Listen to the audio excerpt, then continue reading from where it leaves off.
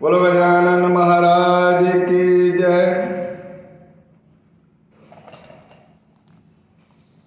मैं दासगणु महाराज द्वारा कृत ये चौथा अध्याय प्रारंभ कर रहा हूँ। मैं स्वयं मौखिक इसलिए नहीं कह रहा हूँ कि दासगणु महाराज ने जो प्रार्थना की है उसमें अधिकता और न्यूनता नहीं होना चाहिए। उनके अंदर की बात हूबहू जो उनके हृदय में शब्द आए गजानन महाराज की कृपा से, वह मैं आपके सामने बखान कर रहा हूँ। कृपया ध्यानपूर्वक सुनेंगे और ये चमत्कार बढ़ते ही जाने वाले हैं। आप नाव में बैठ गए हैं और ये चौथे अध्याय में की जीवनी आप सुन रहे हैं। मैं आपके चरणों को प्रणिपात करता हूँ और चरणामृत लेकर आपके कल्याण के लिए कथा कहता हूँ। श्री गणेशाय नमः। हे सर्वसाक्षी सर्वेश्वर नीलकंठ गंगाधर महाकाल त्र्यंबकेश्वर, हे ओंकार कृपा कीजिए सत्वर। तू और रुक्मणी दोनों अभिन्न हैं।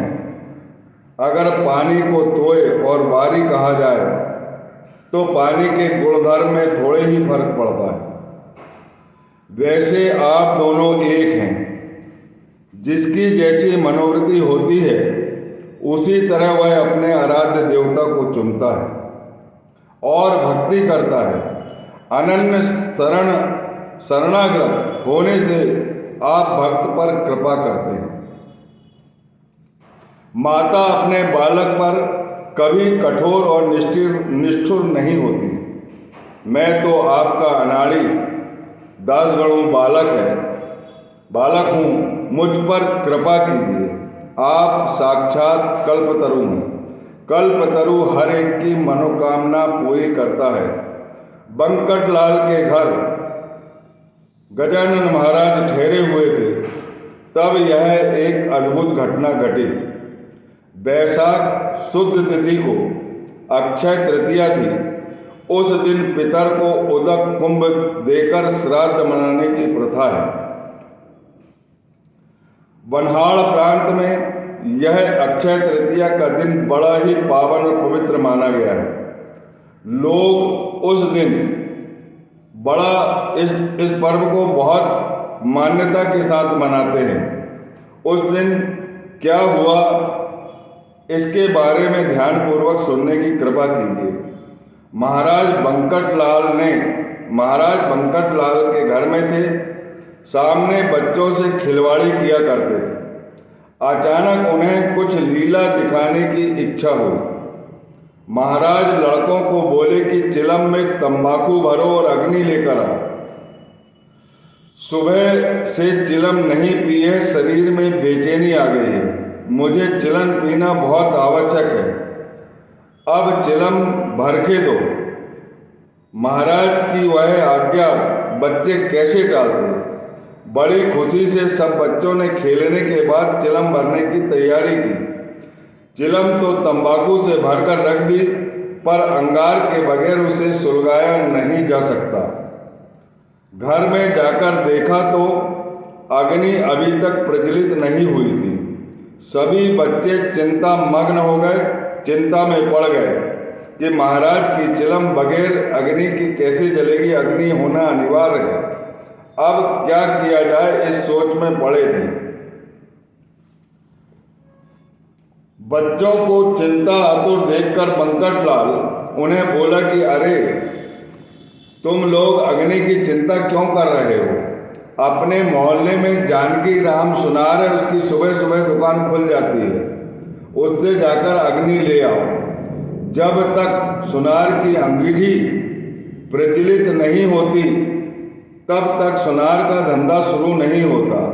सुलगी हुई अग्नि को प्रणाम करके ही सुनार अपने व्यवसाय को चालू करता है। यह पते की बात सुनते ही बच्चे जानकी राम के घर की ओर दौड़े और चिलम के लिए अग्नि लेने की प्रार्थना की। अग्नि की बात सुनते ही जानकी राम सोनी आग बबूला हो गया और बोला कि आज अक्षय तृतीया का शुभ दिन है, किसी को अग्नि नहीं दूंगा। जिस पर बच्चे अति विनीत होकर हाथ जोड़कर विनय से बोले, हे जानकी राम जी, अग्नि तो महाराज की चिलम के लिए चाहिए। आपको मालूम ही है कि महाराज देवों के देवोत्तम हैं, उनके लिए अग्नि चाहिए। साधु को मांगी हुई चीज अगर दे दी जाए तो उसमें अशुभ कभी नहीं होता, चाहे वह दिन कितना भी मंगलमय क्यों ना हो। ऐसा सुनकर सोनी कहता है, व्यवहारिक बातें मुझसे ना करो।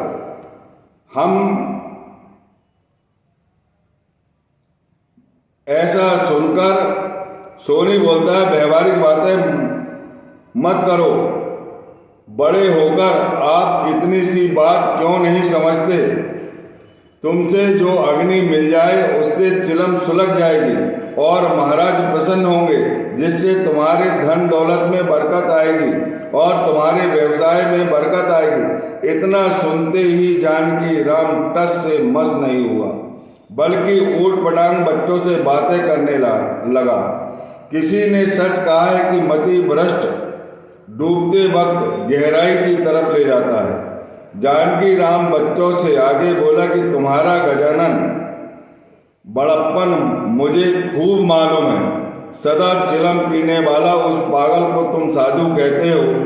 वह तो हमेशा गांजा तंबाकू पीता है, नंगा फिरता है, पागलपन किया करता है, गंदा पानी पीता है। उसकी जात का पात का कोई ठिकाना नहीं। ऐसे पागल आदमी के लिए मैं अग्नि देवता देना बिल्कुल उचित नहीं समझता। बंकटलाल एक बुद्धू जो ठहरा, वह उसके भजन में लगा रहता है। मैं तो उसकी तंबाकू के लिए अग्नि किसी भी शर्त पर नहीं दूंगा। अरे जो खुद साक्षात्कारी हो उसके लिए अग्नि की क्या जरूरत पड़ती है? अपनी देवी शक्ति से क्या वह अग्नि प्रकट नहीं कर सकता? साधु जालंधर नाथ तो खूब चिलम पिया करते थे, लेकिन वे कभी अग्नि के लिए घर घर भीख नहीं मांगते थे। तो लड़के तुम वापस जाओ और तुम्हें मुझसे अग्नि नहीं मिलेगी, नहीं मिलेगी, नहीं मिलेगी। मेरी नज़र में तो उस पागल की कोई कीमत नहीं है।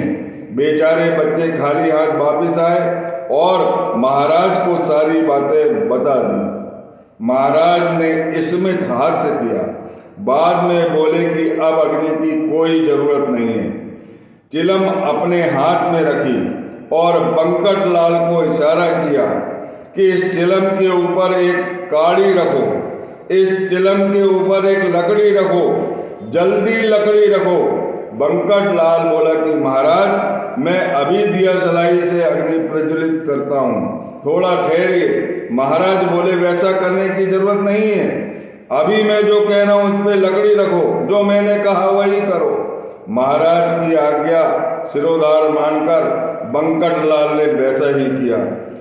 महान आश्चर्य की बात हुई, बिना दिया सलाई के अग्नि प्रकट हुई, वैश्वानर प्रकट हुआ और महाराज के चिलम का कार्य पूर्ण हुआ। महान आश्चर्य! यह सब महाराज की शक्ति प्रकटन का काम था। काड़ी तो वैसी की वैसी रही और चिलम सुलग गई। असली साधुत्व को ऊपर की भौतिक चीजों की जरूरत नहीं पड़ती। महाराज जो चमत्कार दिखाया उसे साधुत्व कहते हैं। वह तो ऐरे गहरे नत्थु का पाखंड नहीं था। इधर सुनार के घर में बड़ा अनर्थ हुआ। अक्षय तृतीया के दिन चिंचौड़ी नामक एक सार बनाया जाता है, जो इमली गुड़ आदि चीजें डालकर बनाई जाती है। वर्ष प्रतिपदा के दिन जो महत्व नीम के पान के फूलों का है, वही अक्षय तृतीया के दिन चिंचौड़ी का है। जानकी राम के घर चिंचौड़ी का सार बनाया गया था। काफी लोगों को भोजन के लिए बुला लिया। लोग खाना खाने के लिए बैठ गए और चीजों को साथ में द्रोण में दोने में चिंचौड़ी को परोसा गया। लोगों ने देखा कि दोने में सैकड़ों कीड़े मकोड़े, चिल्लियां पड़ी हुई थी। इससे लोगों को घृणा पैदा हुई और खाना वैसे ही छोड़कर लोग निकलकर जाने लगे। ऐसा क्यों हुआ, इसका सोच विचार करते बेचारा जानकी राम अधोमुख बैठ गया। चिंचौड़ क्यों खराब हुआ, इससे सारा खाना क्यों खराब हुआ, इसके लिए जानकी राम पश्चाताप करने लगा। कहने लगा कि मैं ही जिम्मेदार हूँ। यह समझने में उसको देरी नहीं लगी। मैंने साधु को सुबह अग्नि नहीं दी, बल्कि उन्हें अच्छा बुरा कहा। मैं उसका नतीजा सामने देख रहा हूँ और भोग रहा हूँ। यह तो गजानन महाराज की ही निश्चय लीला होगी। गजानन तो जानवी नीर, पर मैंने उन्हें गंदा पानी समझा। गजानन राजराजेश्वर, पर मैंने उन्हें भिखारी समझा। कल्पतरु को मैंने बबूल समझा। गजानन जैसे चिंतामणि को मैंने काक समझा। कैवल्य पद देने वाले गजानन महाराज को मैंने ढोंगी माना। मेरे दुर्देव ने मेरा घात किया है। संत सेवा करने का जो अवसर हाथ आया था, वह मुझे बदकिस्मत से खोना पड़ा। मेरी ऐसी पशु तुल्य जिंदगी पर लानत है। जन्म लेकर मैं भूभार जो ठहरा, मानो मैं दो पांवों का जानवर साबित हुआ। आज मेरा भाग्य जो अपने पांव से मेरे घर आया था, उसे बुद्धि भ्रम होने के कारण मैंने उसे ठुकरा कर वापस भेज दिया। मेरा भाग पनपने का अवसर आया था, उसकी तरफ से मैंने मुंह मोड़ा। अब जो हुआ सो हो गया। मैं अब महाराज के पास जाकर उनके पांव पकड़कर आंतरिक भाव से क्षमा याचना करूंगा। ऐसा सोच विचार कर जानकी राम चिंचौड़ी लेकर बंकट लाल के घर पहुंचा और सारी जो घटना है, घटित घटना, सारा वृतांत बताते हुए बोला कि बंकट लाल सेठ जी, आज मेरा घात हुआ है। इस चिंचौड़ी में कीड़े पिल्लू हो जाने के कारण मेरे जो बुलाए गए लोग थे, आमंत्रित लोग थे, वो बिना खाए निकल गए। उससे पितर को अन्न न मिलने से श्राद्ध घात हो गया। आखिर उस दुर्घटना के लिए मैं ही जिम्मेदार हूँ। आज सवेरे बच्चे महाराज की चिलम के लिए अग्नि मांग रहे थे, पर मैंने उन्हें अग्नि नहीं दी। मेरे ना कहने का यह नतीजा मुझे भुगतना पड़ रहा है। सब सुनकर बंकट लाल बोला कि जो खराब चिंचौड़ी है, इसीलिए ऐसा हुआ होगा। सुनार बोला कि ऐसी शंका ना कीजिए, क्योंकि इसमें इमली भी नहीं थी, कोई पुरानी चीज नहीं थी, सभी नई चीज इसमें डाली गई थी।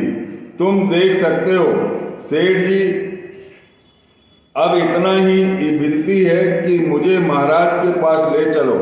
मैं उनके पैर पकड़ूंगा और उन चरणों को छोड़कर कहीं नहीं जाऊंगा और क्षमा याचना मांगूंगा आंतरिक भाव से, क्योंकि साधु तो दया के सागर होते हैं। आखिर डरते डरते जानकी राम महाराज के पास आया और चरणों पर लौट गया और कहने लगा, मेरे ऊपर रहम कीजिएगा। आपके बारे में मुझसे जो बर्ताव हुआ उसके लिए मैं शर्मिंदा हूँ और क्षमा याचना मांगता हूँ। आप स्वयं उमानाथ सेगांव में रहकर भी मैं आपकी महिमा को मेरी बदकिस्मती से नहीं जान सका। आपकी कृपा आशीर्वाद रूप से अग्नि में मेरे अपराध रूप तृण को जला दीजिए। महाराज, आज से मैं आपकी कभी निंदा नास्तिकी नहीं करूंगा और इन चरणों को छोड़कर अब कहीं नहीं जाऊंगा। मेरे बुरे कर्म का आपने जो दंड दिया है वह पर्याप्त है। आप तो अनाथ के नाथ हैं, मेरी तरफ से मुंह न फेरिए। महाराज बोले कि झूठ मत बोलो, चिंचौड़ी में कोई खराबी नहीं है, तुम स्वयं इसे देख सकते हो। जानकी राम ने और उपस्थित सज्जनों ने जब चंचुड़ी को देखा तो सारे कीड़े पिल्लू इल्लियां झल्लियां सब गायब हो गई और सब ने इस आश्चर्य को देखकर विस्मित हो गए। ये सब गजानन महाराज की कृपा है। जैसी कथनी वैसी कृति, पश्चाताप होने पर सारे गुनाहें गजानन महाराज ने माफ कर दिए। सेगांव का चंदू मुकीम, सेगांव का एक और व्यक्ति है। अभी तक आपने जानकी राम सोनार की कथा सुनी, अब चंदू मुकीम। सेगांव का चंदू मुकीम एक सज्जन महाराज का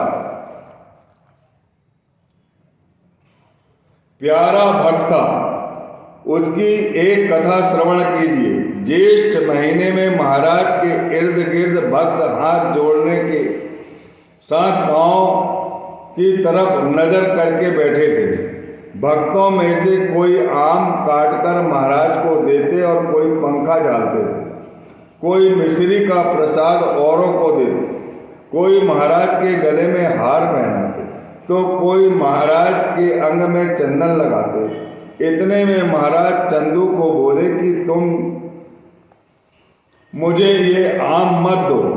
अक्षय तृतीया के दिन गुझियाँ बनाई थी, उनमें से 2 बचा के रखी है तुम्हारी पत्नी ने, मुझे लाके दो। इसका पता तो चंदू को नहीं था, इसीलिए वह बोला महाराज अब गुझिया कहाँ से लाऊं? अगर चाहते हैं तो नई बनवा कर लाता हूँ। उस पर महाराज बोले कि मुझे नई गुझिया नहीं चाहिए, तुम्हारी पत्नी ने जो मटके में छिपा कर रखी है वही गुझिया मुझे चाहिए। गुरु के आगे झूठ नहीं बोलना चाहिए, कोई बहाना नहीं चलेगा। जल्दी से गुझिया लाकर दो, जल्दी से गुझिया लाकर दो। उपस्थित भक्तगण भी चंदू से बोले कि महाराज जो कुछ इशारा करते हैं उसमें जरूर सत्यता है। चंदू घर में आकर पत्नी से बोला कि मटके में जो गुझिया छिपा कर रखी है वह महाराज को चाहिए। पत्नी बोली कि गुझिया बनाने को 1 महीना बीत गया, कहाँ से लाऊं? हे नाथ, अक्षय तृतीया के दिन गुझिया बनाई थी, वे तो उसी दिन समाप्त हो गई। अगर आप चाहते तो समर्थ के लिए मैं नई गुझिया बनाकर देती हूँ, लेकिन नई गुझिया उन्हें नहीं चाहिए। देखो मैं अभी कढ़ाई चूल्हे पे रख देती हूँ, नई गुझिया बनाने के लिए मुझे कोई देरी नहीं लगेगी, सब सामान तैयार है। पत्नी को बीच में रोकते हुए चंदू ने बोला कि महाराज को नई गुझिया बिल्कुल नहीं चाहिए। अंदर मटकों की भड़ोली में 2 गुझिया तुमने छिपा कर रखी है, जरा सोचो, ध्यान में लाओ। और फिर उसके बाद मैं गजानन महाराज को बताऊंगा कि गुझिया नहीं है। जैसे ही वो चिंता मग्न होती है और देखती है तो सही में मटकी की भड़ोली के अंदर 2 गुझिया मिलती है। एक मटके में ही सचमुच 2 गुझिया नजर आई। वे पति को देकर बोली कि मैंने रखी थी, जिसका विस्मरण मुझे हो गया। गजानन महाराज अन्न परब्रह्म है, कहाँ पर अन्न खराब हो रहा है वह जान जाते हैं, और ये उनकी ही लीला है। गुझिया तो 1 मास के पहले बनाई थी, फिर भी आज तक खाने लायक है, ये महाराज की ही कृपा है। संत वचन कभी झूठा साबित नहीं होता। गुझिया देकर वे दोनों हर्षित हुए और मन ही मन बोले, धन्य धन्य धन्य है साधु गजानन, महासमर्थ सिद्ध योगी, आपकी जय हो। चंदू की गुझिया लेकर महाराज की तरफ दौड़ा और उन्हें समर्पित किया। महाराज बोले, यह बात सच निकली। यह देखकर सभी उपस्थित सज्जन आश्चर्यचकित हो गए, विस्मित हो गए। ये कितना बड़ा चमत्कार है कि 1 महीने पहले रखी हुई गुझिया की तरफ गजानन महाराज का ध्यान गया और उस गुझिया को खराब भी नहीं होने दी, और उस गुझिया को उन्होंने वापस बुलवाया, जबकि उस गुझिया की विस्मृति हो चुकी थी। धन्य है साधु गजानन। आंतरिक उर्मी से लोग कहने के लगे कि गजानन महाराज सचमुच त्रिकालज्ञ हैं, भूत भविष्य वर्तमान बैठे बैठे जान लेते हैं। सबरी के दिए हुए बेर श्री राम जी ने हर्षित मन से खाए। यही चंदू की दी हुई गुझिया को भी भगवान ने स्वीकार किया। सेगांव के दक्षिण में चिचोली नामक एक गांव है, ये तीसरी कथा आती है इसमें। चिचोली नामक एक गांव है जहां एक ब्राह्मण रहता था। उसका नाम था माधव। अब उसकी उम्र 60 वर्ष की ऊपर थी। वह दुर्बल हो चुका था। तारुण्य अवस्था में ही वह प्रपंच के लिए सब कुछ करता था। काल गति के आगे सबको झुकना ही पड़ता है। ब्रह्मदेव जी ने जिसका जैसा लिखा है उसके इशारे पर ही हर एक को अपनी जिंदगी बितानी पड़ती है। यथा अवकाश कांता पुत्र का देहांत हो जाने के बाद माधव ब्राह्मण अकेला रह गया। उसके मन में विरक्ति पैदा हो गई। शमशान वैराग्य बोलते हैं इसे। घर में जो सामान था वह बेचकर कुछ दिन बीत गए। अब वह लाचार होकर प्रभु से प्रार्थना करने लगा, हे प्रभु, अब मेरा क्या होगा? प्रपंच को ही मैंने परमार्थ माना और उसे खो बैठा। हे दीनबंधु, मैंने आपका कभी पल भर भी स्मरण नहीं किया। अब मेरी रक्षा कौन करेगा? आपके बगैर मुझे कोई सहारा नहीं है। मेरा यह अरण्य रुदन आपके सिवा कौन सुनेगा? आखिर विकल अवस्था में वह सेगांव आया और महाराज के चरण पकड़ लिए और जिद करके बैठ गया। माधव ने खाना पीना छोड़ दिया और मुख से अखंड गजानन के नाम का जाप करने लगा। इस तरह एक दिन बीत गया, फिर भी वह जगह से नहीं उठा। तब महाराज उससे बोले, इस तरह की जिद पकड़ना अच्छा नहीं है। भगवान से तुम अब प्रार्थना कर रहे हो जिसकी तुम्हें आज तक याद नहीं आई। जब प्राण ने शरीर छोड़ा तब वैद्य को बुलावा भेजने से कुछ लाभ नहीं होने वाला है। वह ऐसा ही हुआ। युवा अवस्था में ब्रह्मचारी रहना और बुढ़ापे में शादी करके शरीर सुख लेना, लेकिन जिंदगी में हर एक बात ठीक वक्त पर ही करना चाहिए। आज जब घर में आग लगी तब तुम कुआं खोदने जा रहे हो। जिन दारा पुत्रों के लिए सारा जीवन बर्बाद किया वह तुमको छोड़कर चले गए। तुमने जो क्षण भंगुर, जो विनाश होने वाला है उसको गले लगाया और शाश्वत से मुंह फेरा है। अब तुम्हारी प्रार्थना निरर्थक है, क्योंकि अपने कर्मों का फल तुम्हें भुगतना ही चाहिए। बगैर उसकी मुक्ति नहीं है। इसीलिए जिद छोड़कर विवेक करना सीखो। महाराज के कहने पर भी वह टस से मस नहीं हुआ। लोगों की, खासकर सेगांव के कुलकर्णी जी की खाना खाने की विनती उसने नहीं मानी और महाराज के पास ही भगवान का नाम रटते बैठा। दोपहर रात बीत गई। घने अंधकार और सब सन्नाटा छा गया। पास कोई नहीं ऐसा जानकर महाराज ने उसे लीला दिखाई। महाराज ने भयानक रूप धारण किया, मानो दूसरे यमाजी भास्कर, और चिल्लाकर माधव पर दौड़ पड़े।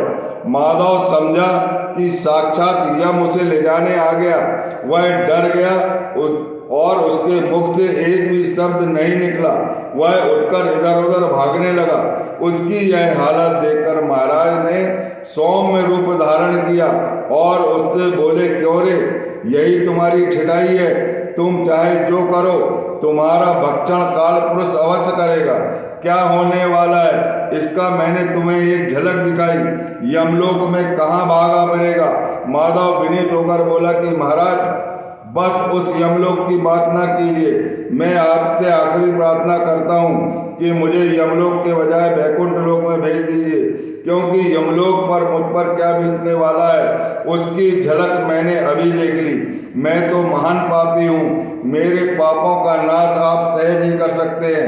मेरा पिछला कर्म कुछ अच्छा था, इसीलिए आपके चरणों में मैं आया हूँ और यह सौभाग्य मुझे प्राप्त हुआ। संतों का सहवास और सेवा करने का जिसको मौका मिलता है वह यमलोक कभी नहीं जाता। आंतरिक भाव से निकली हुई माधव की यह बात सुनकर महाराज ने हाथ से स्मित किया और महापातकी को पाप मुक्त सदगुरु ही करते हैं। महाराज बोले हैं कि महाराज उससे बोले कि अब श्रीमन नारायण नारायण यही प्रभु नाम लेते रहो, तुम्हारी मृत्यु सन्निकट आ गई है, अब सावधान चित्त से रहो, और कुछ काल तक जीवित रहना चाहते हो तो मैं उसका बंदोबस्त करता हूँ, क्योंकि बताओ तुम्हारा क्या इरादा है। माधव विनम्रता से बोला कि महाराज अब मैं जीना नहीं चाहता, प्रपंच माया बहुत बुरी है, इस माया के पंजे में पुनः नहीं फंसना चाहता। महाराज ने तथास्तु कहा और उस पर कृपा हस्त रखा और बोले कि तुम्हारी तमन्ना तो मैंने पूरी कर दी, अब तुम्हें जन्म मरण से छुटकारा मिलेगा। यह गुप्त संवाद सिर्फ दोनों में हुआ, उसका सही वर्णन करने में दासगणों असमर्थ है। यथाकाल माधव की मृत्यु हुई। असलियत मालूम न पड़ने से माधव की मृत्यु का अनुमान लोग अपने अपने प्रकृति धर्म से करने लगे।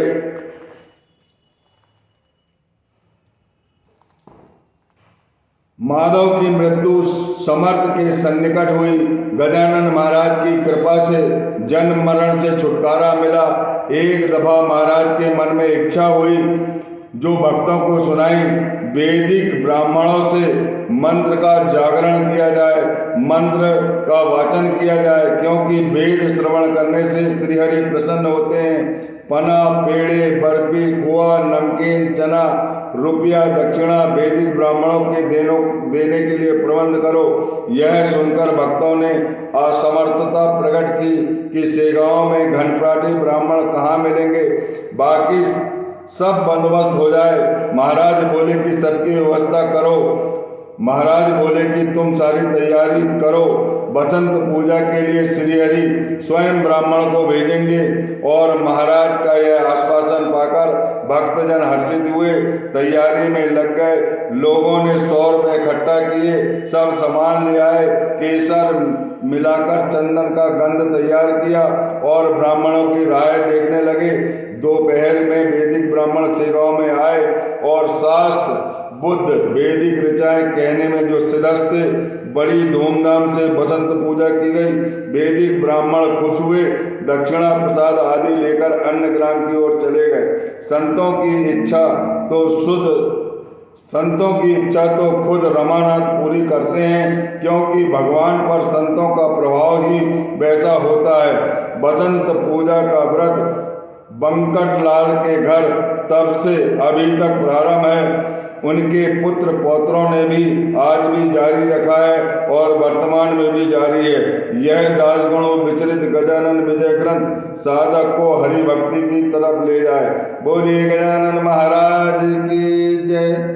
हे बेटा बेटियों, 5 कथाएं आई है इसमें, और ये 5 कथाएं हम विश्लेषण करेंगे। 5वां अध्याय और 6वां अध्याय पूरे करने के बाद गुरु गजानन के विलक्षण चमत्कार है। सावधान चित्त से सुनिए, भवसागर निसंदेह पार होगे। चाहे कितने ही